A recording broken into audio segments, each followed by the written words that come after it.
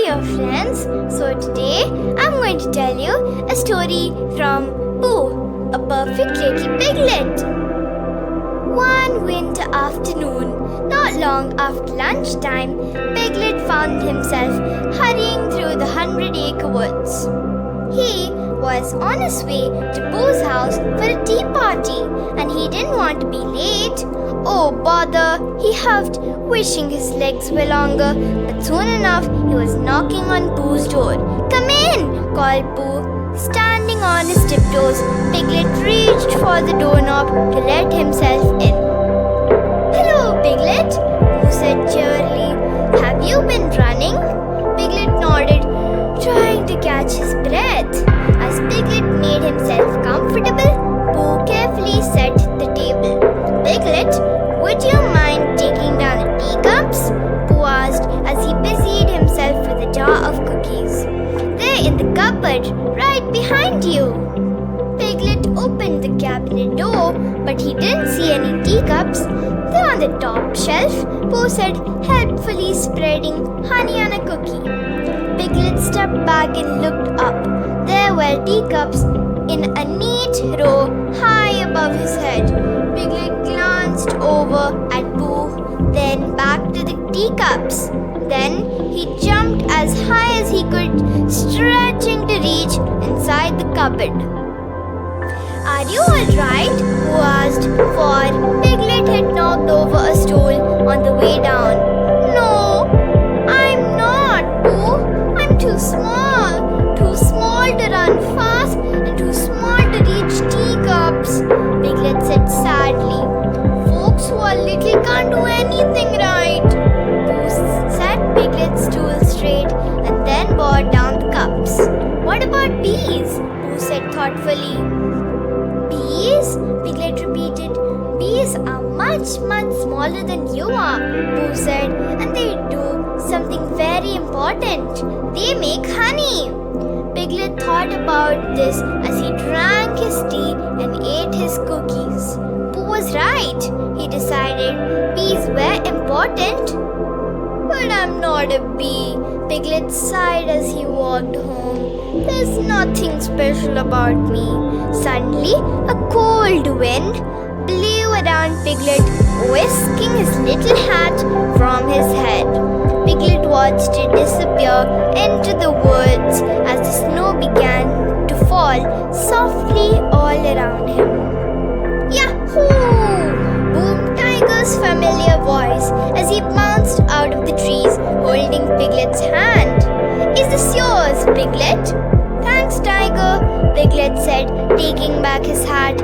"I'll be needing this more than ever now. Look, it's snowing. Isn't it great?" "Ha ha ha," laughed Tiger, bouncing in circles around his friend. "I love snow."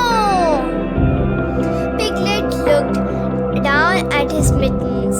"Tiger, come look at these snowflakes," he cried. "They're beautiful." Tiger stopped bouncing long enough to take a peek. "Wow, that one looks just like a tiny little star." "Let's taste some," Tiger shouted, catching snowflakes on his tongue. Piglet opened his mouth and started to giggle. "They tickle," he squealed. "Makes me feel like bouncing," Tiger said as he bounced off to the woods again. Piglet stood there watching tiny snowflakes as they danced in the air. They were so perfect and so very small, Piglet whispered to himself. Piglet continued on his way, wrapping his scarf a little more tightly around his neck, before he spied his friend Roo up ahead, looking at something in the snow. "Oh, Piglet, come, see what I've found," Roo called out to him. When Piglet hurried over, he looked where Roo was pointing and saw a small nest. "The wind must have blown it down," said Piglet. Together they studied the little nest of nests, twigs and grass. It was tiny but sturdy, with not a twig out of place. "It looks so soft and snuggly inside," Roo said, "just like a mama's pouch. I I wonder what kind of bird made it. Piglet said, it's awfully small. I know, Pooh said, a hummingbird. They're the smallest birds of all. Piglet carefully placed the nest in a nearby bush. I'm glad we're able to save the hummingbird's home, Roo said. Me too, Roo replied. Now I've got to go home. It's nap time. And with that, he was on his way. Piglet stood before the nest, picturing how safe and warm and cozy it must be for the hummingbird who lived in there. Piglet thought, bees are small, snowflakes are small, hummingbirds and their nests are small. Maybe being small is not so bad after all. Of course, I can't still reach Pooh's teacups. And after feeling just a bit better, he began to whistle and skip through the woods. Piglet might have gone whistling and skipping if he had not run into Eeyore, who was sitting glumly in the middle of the path. Hello, Eeyore, Piglet called brightly, hoping to cheer his friend. Oh, it's you, Piglet, Eeyore sighed. What's the matter? Piglet asked. You look even sadder than usual. Eeyore sighed again. Look, he commanded, turning slowly in a circle in front of Piglet. It's happened again. Piglet looked closely at Eeyore. Your tail is missing, he guessed, hoping he was right. Eeyore nodded. It blew off when the snow began to fall, he explained. Piglet thought about all the fun he had been catching snowflakes on his tongue. But one look at Eeyore made him decided to not mention it. It's under that bush, Eeyore continued, but every time I try to get it, all the twigs and thorns catch my ears and scratch my back. I guess this time my tail is gone forever.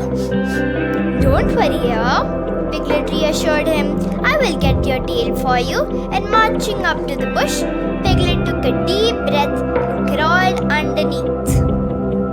There was a tail. All right. Piglet stretched out his hand and grabbed it. But before he crawled back out, he looked up through the bush's twisted branches. Here and there, sunlight glistened on the tiny patches of the snow, and there was a delicate cobweb hidden among the leaves. It's a shame no one but me can see how beautiful it is in here. Piglet thought. Here you are, Eeyore, Piglet announced as he emerged from the bush, good as new. Oh, thank you, Piglet. How wonderful it must be to be small like you. Piglet waved goodbye to Eeyore and continued walking towards home. How wonderful it must be to be small. How wonderful it must be to be small, he repeated over and over to himself. Later that day, as Piglet sat in his small chair and his small house, and a great big smile came across his small face.